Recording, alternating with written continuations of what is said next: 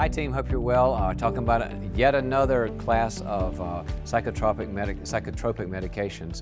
And this is the mood stabilizers. You know, we were teaching you about antidepressants, anti-anxiety, antipsychotics, children and elders and elderly, and also the mood stabilizers. If a person is not psychotic with a mood problem, this is the famous bipolar, where their mood is really either elevated or really down. The way to understand it is the top mood is not always a happy mood. You see in the movies that, oh, when they're bipolar, they're just running around and they're Santa Claus, and you can have bipolars like that. I've worked with them like that, where the top pole was very, very happy. But sometimes that top pole is not happy, it's agitated, meaning that they've got lots of energy, but they're anxious and scared. So look at the poles not as happy and sad. That's not the way to look at it. Look at the poles as more high energy, sometimes impulsive, bad judgment.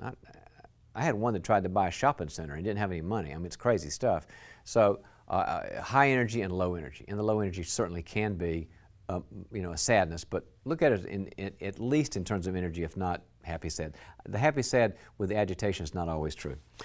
So remember, we always said that the first generation of prescribing medications for psychoactives was in the 1950s, and then the newer ones, the second generation, was 1980s and 1990s. So remember, since we don't have a testing mechanism like a urine test or a blood test and this sort of thing, we're going to, but not yet. You have to look at these in terms of the effect on the person, not the mechanism. There's a lot of thoughts about why it works. But let me go to the 50s. The very first one was the famous lithium. And lithium did a lot to stabilize that mood so the person felt normal and not prey to mood swings. But side effects, goodness gracious, I mean, the stronger the issue, just like with the antipsychotics, the stronger the side effects. Central nervous system problems, neuromuscular problems, gastrointestinal problems, the endocrine system gets jacked. Renal problems, sexual problems, dermatologic problems, in other words, the skin starts to have eruptions. Also aggression, where people sometimes become angry and impulsive. It takes about 2 to 3 weeks for it to take effect, and so you have to get it on it and stay with it. But those are the ones from the 50s, the first generation, the famous lithium. Also, we have found out that nobody expected this. It was sort of a happy accident, which happens a lot in research. The anticonvulsants. If you ever had a friend with epilepsy, I've got a good friend who had epilepsy and has epilepsy. He's CEO, and he's working through it and got great skills. But we found out that the anticonvulsants also help with the mood swings. For example, Tegretol, Trileptal, valproic acid, Lamictal, Topamax, Neurontin. And what the hypothesis is about the anticonvulsants is that it calms the hyperactivity in various ways.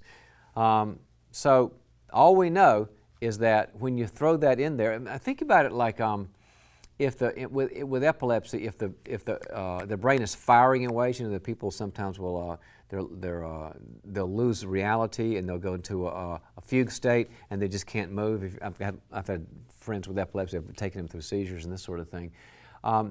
There's a firing, like electrical wiring that's going off. And what the anticonvulsants do is they sort of calm that down. And the same activity they're thinking is what calms down those wide mood swings.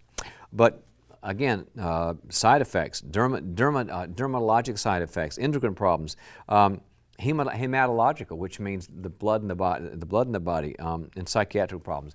In fact, they can cause psychiatric problems, and they're meant to solve a psychiatric problem. You've got to be very careful with these. It takes several weeks for the anticonvulsants to work, but they work. And then there's the atypical antipsychotics. Now, I've talked before about how typical antipsychotics, the old ones, are the ones that had very severe side effects. The second generation, the atypical ones, they also work pretty well with mood disorders. So just like Prozac can help depression and anxiety, the atypical antipsychotics, the newer ones, the newer ones that are out there now, which tend to have good results, they can help a psychotic problem as well as a mood problem. You can also, and this is kind of important for you to remember as you're conferring with a psychiatrist or conferring with the consulting primary, Sometimes people will prescribe the anticonvulsants alone or with lithium or with the antipsychotic. And this is what I meant by the cocktail. This is what's got to be managed. And I mentioned this earlier, very important though, is that you have more frequent contact with the client, the patient, than they do, because they're only seeing them every 6 weeks. I mean, a psychiatrist caseload is hundreds and hundreds of patients, sometimes thousands. Yours is, 30.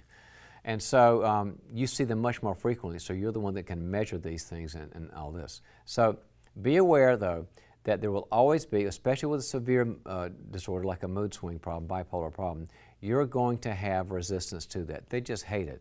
And you've got to have that therapeutic balance of lots of compassion and how difficult it is, but still holding the line and recommending it to them. Think about if you had a kid who had to take, maybe they're on dialysis and the only way they could survive was that their kidneys wouldn't kill them was to be on dialysis. And they cried and they hated it, but a good parent says, I know it's hard and I'm with you and I love you, but you've got to do it. You do the same thing with your client. And it really works. So those are the mood disorders. Be aware of the medications and they really work, and stay in touch with the treating physician. All right, have a good one.